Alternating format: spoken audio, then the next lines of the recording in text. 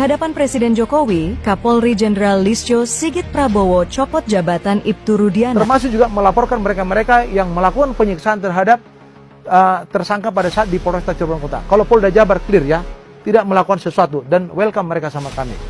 Nah ini kesalahan fatal ini ada di orang tuanya daripada si korban dan Kapolda harus segera mencopot dia itu. Ya kan, jadi begini bro, kunci satu-satunya saya bilang itu Rudiana. Kenapa harus bungkam? Kunci satu-satunya itu. Ya ini karena berawalan dari bandar. Ya, kasus suapnya. Halo Bapak Presiden, jenderal-jenderal ini untuk menutupi kasus pinah ini diawali dari bubuk.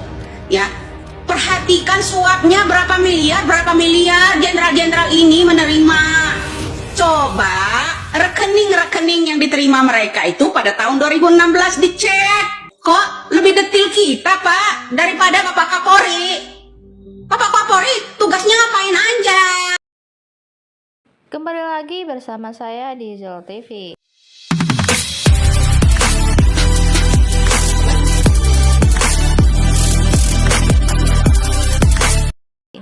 Baiklah, kali ini kita akan membahas tentang Ibtu Rudiana yang mana adalah ayah dari almarhum Eki.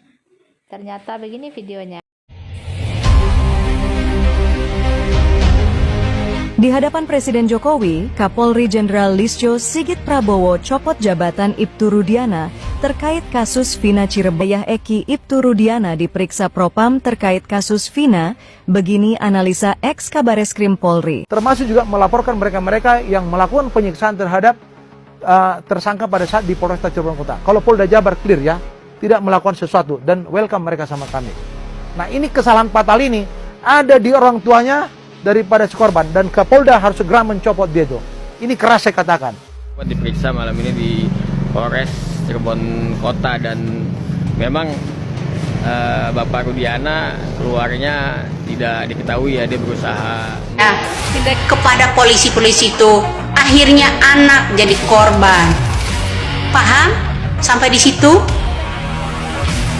Banyak orang yang make di kalangan polisi, oknum-oknum polisi itu banyak juga yang nggak jujur. Satu jenderal yang jujur pasti jadi musuh mereka. Paham di situ? Besok siapa lagi yang akan kesurupan?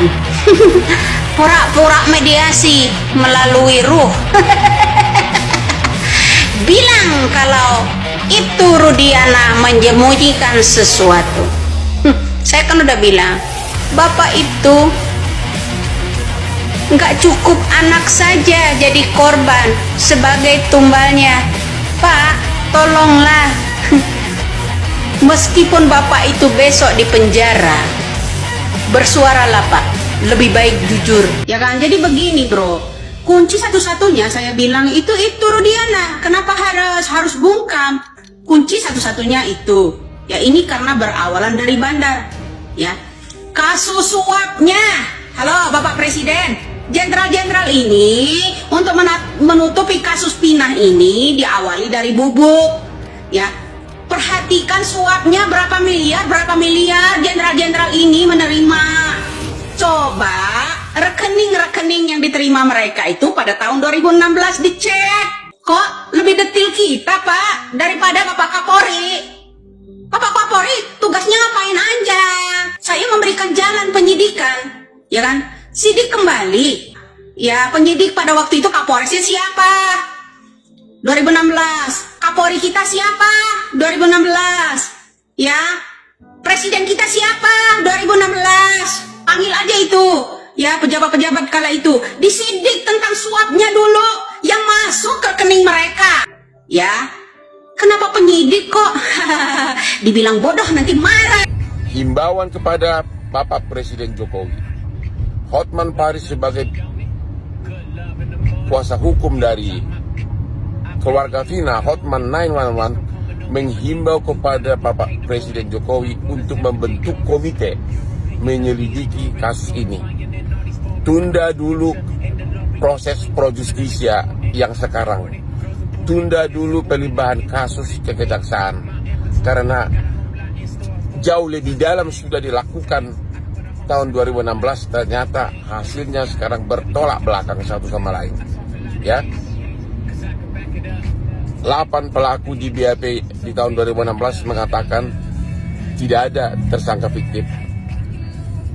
Sekarang 5 pelaku mengatakan Peggy bukan pelaku, tapi di 2016 disebutkan Peggy pelaku. Motifnya pun tidak jelas. Jadi kepada Bapak Presiden Jokowi, bentuk komite dari para ahli profesor hukum pidana dari kampus-kampus, tunda dulu pro justisia, karena untuk memenuhi syarat hukum acara minimum 2 alat bukti itu sangat gampang, tinggal panggil saksi, tinggal panggil ahli, bukti surat, udah terbukti. Dulu buktinya bukan main banyaknya, tapi beda dengan sekarang. Bentuk komisi segera. Hotman Paris, keluarga, kuasa hukum keluarga Vina. Salam presisi. Sangat ditunggu sekali itu.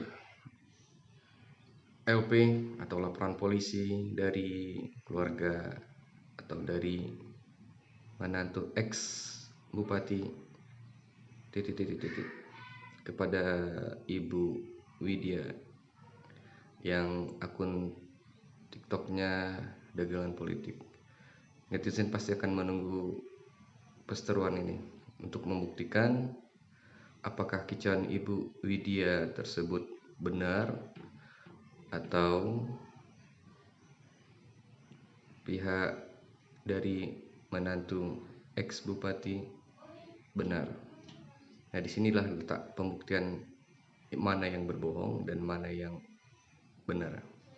Netizen sangat menunggu, jangan lama-lama, jangan dipantau-pantau terus, bikin aja laporan polisi ya, langsung gercep biar nggak ngambang kasus ini ya. Buktiin kalau emang nggak kicauannya salah, buktikan. Kalau emang dia salah, kicauannya bohong semua, langsung dijebloskan. Tapi kalau benar, siap-siap akan serangan balik netizen. Peggy Setiawan dan orang tuanya akan jalani tes psikologi lain nya ulah mentang-mentang kajelemahan teu boga, kajelemahan teu mampu, orang kampungnya bisa samarangan gitu, tustas tes psikologi gitu. Kan eta teh meureunna jelema normal setenya. Jelema normal teu kudu dites gitulah, da geus katingali dina ucapan-ucapan oge nya, ucapan ini ge kitu normal. Arek naon kudu dites gitu, urgensina naon gitu, atawa emang henteu sakalian ditesna jeung anu jeung anu bertugas sebagai penyidik di tahun 2016. Soalnya ieu loba kabar anu kaluar nya banyak terduga terpidana anu aya geus dihukum teh disiksa meuni leuwih-leuwih nyiksa hewan sampai dah heula tuh Ini pagi-pagi kebetulan lewat FYP ya. Ini Bu Widya, ini PDIP 03 dia ya. Karena dia nyenggol-nyenggol Pak Prabowo, makanya saya komen. Kalau seandainya dia lewat FYP tapi tidak nyenggol-nyenggol Pak Prabowo, saya nggak akan komen gitu ya. Gitu. Bu, ibu bawa Tuhan kan. Kalau ibu percaya sama kuasa Tuhan, ibu nggak bakalan ngomong kayak gini ya. Jadi yang ibu sebarin itu adalah hoax, sudah diklarifikasi langsung sama Kemeninfo. Tidak ada dan tidak benar beritanya bahwa Pak Prabowo menyuap MK ya. Nah, jangan mendahului Tuhan, ibu tidak baik. Ini pagi-pagi saya lihat berita malah ibu nyebarin hoax. Kenapa rupanya tidak kenyang ibu kalau tidak nyebarin hoax? Jadi saya kira ya Bu ya, kalau ibu memang tahu suatu masalah, misalnya kayak masalah Egy dan Vina, usut tuntas Egy dan Vina aja gitu. Jadi kalau yang salah-salah kayak itu nggak usah disebarin. Itu sama aja ibu dengan mengadu domba saudara-saudara senegara gitu. 16% nggak akan pernah bisa dilantik Bu ya, masih ada yang tinggi daripada 16%, 24%, dan itu pun juga nggak bisa dilantik. Oh ibu bilang tadi uangnya tidak ada terregistrasi karena ada istilah numpang plat. Uangnya memang tidak ada, uang yang tidak ada ya, makanya nggak bisa terregistrasi. Gimana sih ini? Itulah ya Bu, ibu sebagai pencipta berita palsu itu sudah pasti bisa disebut halu, dan yang mempercayainya adalah dungu ya. Padahal kita ini punya Tuhan ya, punya Tuhan yang harus dipercaya. Nggak mungkin kan percaya sama ibu mau nambah lagi ini rukun imannya gitu. Jadi stop lah. Gitu kata ibu tadi kan, berhenti menyebar hoax ya. Sekarang ini kita jangan berpikiran subjektif ya bu, berpikiranlah objektif. Selagi yang dilakukan itu benar, dukung, tapi kalau salah bantah gitu. Jadi jangan apa-apa benci aja sama Pak Prabowo gitu ya. Dan satu lagi, beliau itu sudah diberi nama oleh orang tuanya Prabowo, bukan Wowo ya. Nah, jadi itu aja. Jadi tidak benar adanya kasus penyuapan itu, dan tidak ada kerenggangan antara Bapak Prabowo dan Jokowi ya. Yang menyebarkan hoax adalah halu, dan yang mempercayainya adalah dungu. Padahal yang pantas dipercaya adalah Tuhan ya. Berhentilah menyebar hoax. 16% tidak akan pernah 2 putaran. Oke? Jangan mendahului Tuhan.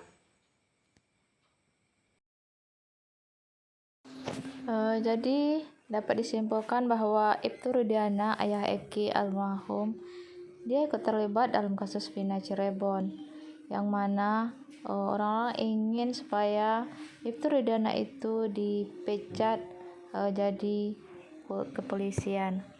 Dan hanya itu informasi hari ini. Sekian, terima kasih.